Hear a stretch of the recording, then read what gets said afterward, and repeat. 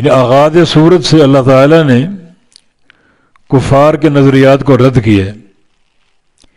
ایک نظریہ یہ تھا کہ یہ قرآن کسی اجمی نے سکھایا، یہ محمد صلی اللہ علیہ وسلم کی اپنی اختراع ہے، اللہ نے نہیں اتارا۔ تو من اللہ کہہ کر اللہ تعالیٰ نے اس باطل نظریے کو توڑا ہے کہ اس کا نزول اللہ کی طرف سے ہے، کسی انسان کا یہ کلام ہو ہی نہیں سکتا۔ چنانچہ اللہ نے اس کتاب کو معجزے کے طور پر پیش کیا اور پورے عرب کو چیلنج دیے کہ اگر یہ محمد صلی اللہ علیہ وسلم کی اختراع ہے یا کسی اجمی نے سکھایا ہے تو تم اس قرآن جیسی کتاب بنا کر لے آؤ۔ تم تو ارباب لغت ہو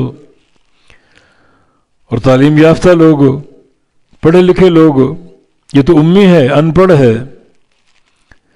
اگر یہ ایسی کتاب بنا سکتا ہے تو تم اس سے بہتر بنا سکتے ہو، لاؤ اس کتاب جیسی کتاب بنا کے لاؤ۔ یہ چیلنج ایک عرصہ رہا لیکن کوئی اس کو پورا نہ کر سکا۔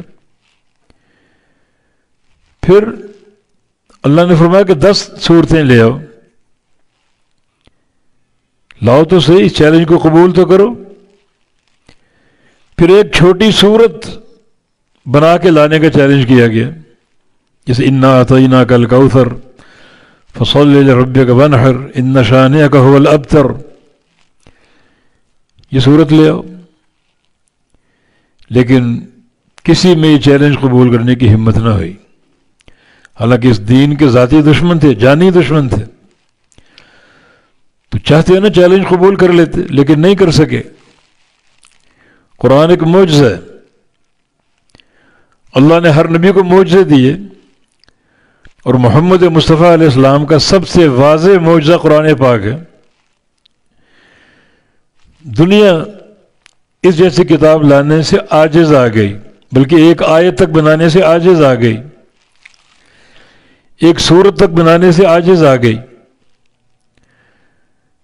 اور ہمارے نبی کا یہ معجزہ، جس کو معجزہ خالدہ بولتے ہیں، ہمیشہ ہمیشہ کے لیے، قیامت تک کے لیے۔ انبیاء سابقین کے معجزات ان کی زندگی تک محدود رہے اور ان کے جانے کے بعد معجزے ختم ہو گئے، جیسے صالح علیہ السلام کی اونٹنی ہے، یا موسیٰ علیہ السلام کا عصا ہے، ید بیضاء ہے، زندگی تک محدود تھے۔